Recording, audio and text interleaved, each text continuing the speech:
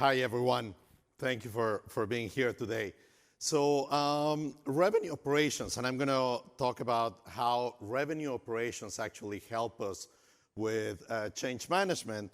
And I'm going to do this, I want to start with a story. And this story, it's an old story. I'm sure some of you have heard this before.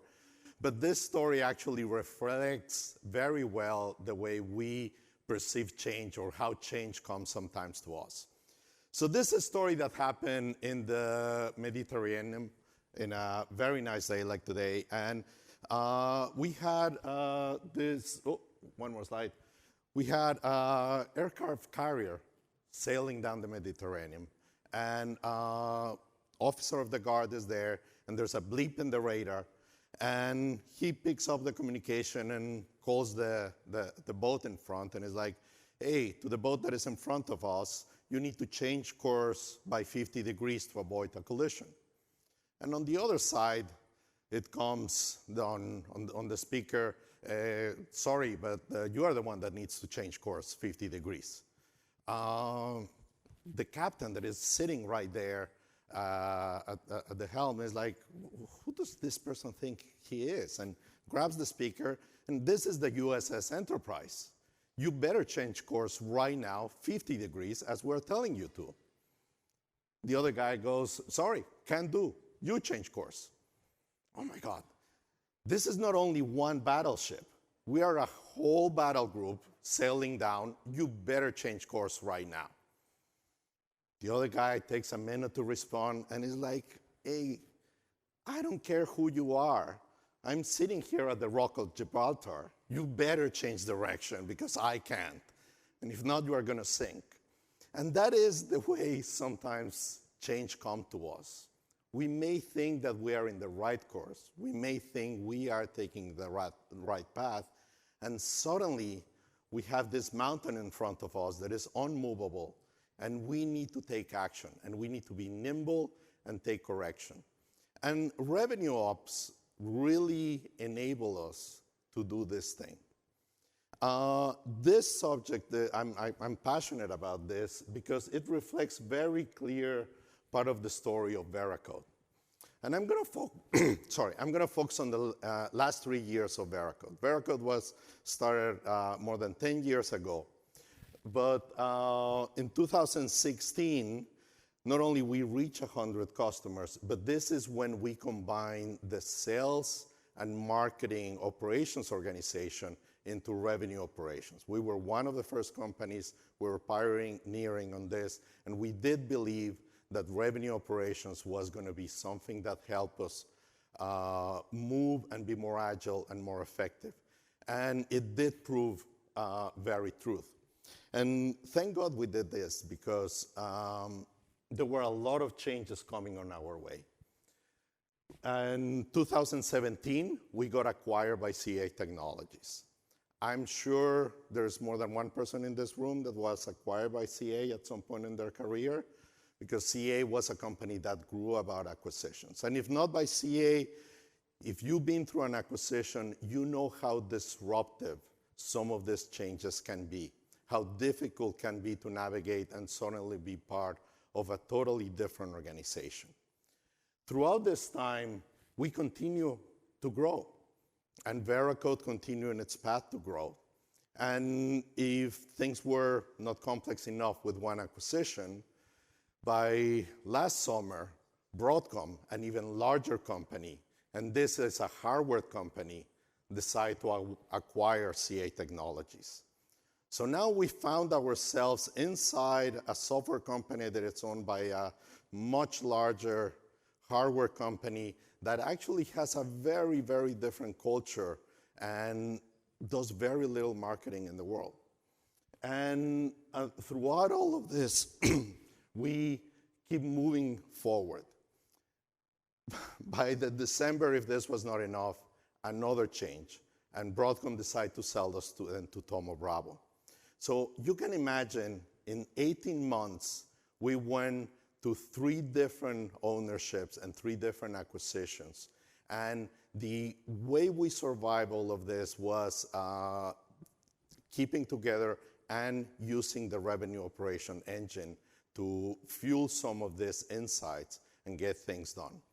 So I'm going to walk you through some of the learnings that we have throughout this experience and how revenue operations help us navigate these mountains that were coming up in our path.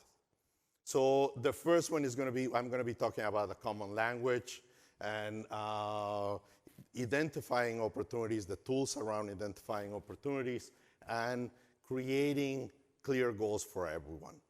So data is the new common language. We've all been talking about this, and this is the common language that you are already using. When you are talking about conversion rates, cost of acquisition, those are the common things that every single company that acquired us went through, and they wanted exactly the same metrics. And having those metrics handy, have historical data, and understanding how we were performing became absolutely key to the success and moving forward. And I'll give you an example of how this helped us. So for instance, our conversion rates, we knew we were pretty good about how we were going around market, and we had very good historical data on our conversion rates. When the first acquisition came over and CA took over, they wanted us to do things the way they were doing things. And we pull out our metrics, and we show our numbers, and we show them, this is how we execute. And they immediately back down. And it was like, instead of you coming in and doing things our way, we were able to prove them that we were better at marketing than they were. And they changed direction. And instead of saying, you do things our way, they came over and they would send people over to see how they could learn and do things the way we were doing. So having these metrics and this common language, that is the common language that we are all using in this conference, it becomes key. And having those solid measurements and KPIs will help you along to measure and to manage change. The second one, throughout all this change, I used to keep telling the team, you need to keep your eye on the ball. If you don't keep your eye on the ball, you won't know where you need to go. You won't be on the right position. Don't get yourself distracted by all the things that are happening around. Well, what happens if there's no ball? What happens if people don't know where to look and where to find the ball and the goal and where to go? So revenue operations was a common place to set up these goals and initiatives that were common across not only sales, but sales, marketing, and services to understand this is what we need to achieve together. And this is the direction that we need to go. Don't get all the other things that were happening around distract you. Even worse than not having the ball is when everybody's playing on the organization with a different ball. And this is quite common. It's like if sales thinks that this is the goal and marketing thinks that that is the goal, everybody goes in a different direction. By having one single group that consolidate all the goals, all the metrics, the way we measure things and the way we approach success did help us achieve those goals and get everybody aligned in the same direction. And finally, I'm going to be talking about tools and how having the right tools at your disposal really help you to do change management. When you go through an acquisition, you would identify both risks and opportunities. And to give you an example of how we work around this, we very quickly, when the acquisition came along, identified that, hey, this is a company that has a very large install base. They have great relationships with some higher people up in the organization. And they can open a lot of doors for us, and that will be a campaign that we should execute. But that is a lot easier said than done. You need, when you think of a campaign like that, it's like, okay, well, now we need to figure out what is the list of customers that they have, and how do that actually work with our list of customers? Where is their overlap? Which opportunities are already in place that we don't want to insert noise? And all that information and technology is the area that revenue operations manage. But not only that, revenue operations also works around enablement, and the enablement department is part of revenue operations.